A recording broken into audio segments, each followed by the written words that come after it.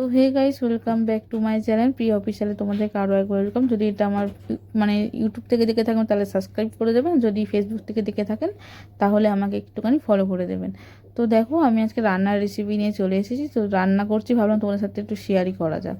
তো আজকে রান্নাটা হচ্ছে লোটে মাছের ঝাল। তো কিরমভাবে করি আমি আমার মতন করেই করি, তাহলে তোমাদের যদি ভালো লাগে তাহলে একটুখানি দেখো রান্নাটা, তোমরা কিরমভাবে করো আমাকেও একটু জানিও। তো আমি যেরকমভাবে করি সেরকমভাবেই তোমাদেরকে দেখাচ্ছি। তো দেখো, পেঁয়াজ কুচি, কাঁচা লঙ্কা কুচি আর একটুখানি কালো জিরে দিয়ে পেঁয়াজটাকে ভাজা ভাজা করে তার মধ্যে অ্যাড করে দিয়েছিলাম আমি আদা রসুনের পেস্ট, আর ওই হচ্ছে যে টমেটো কুচি। তার মধ্যে একে একে আমি সব যত গুঁড়ো মশলা সব কিছুই অ্যাড করে দিয়েছিলাম।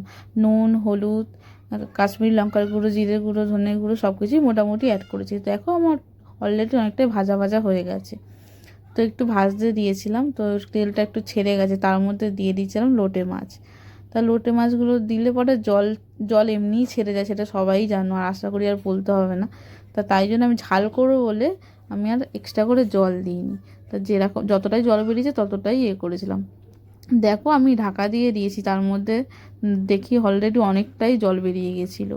তা এটা হচ্ছে জল বেরিয়ে যাওয়ার পরে ধনেপাতা দিয়েছিলাম, ধনেপাতা দিয়ে একটু নামিয়ে নিয়েছিলাম। তো দেখো, যদি ভিডিওটা ভালো লাগে তাহলে পাশে থাকবেন। টাটা।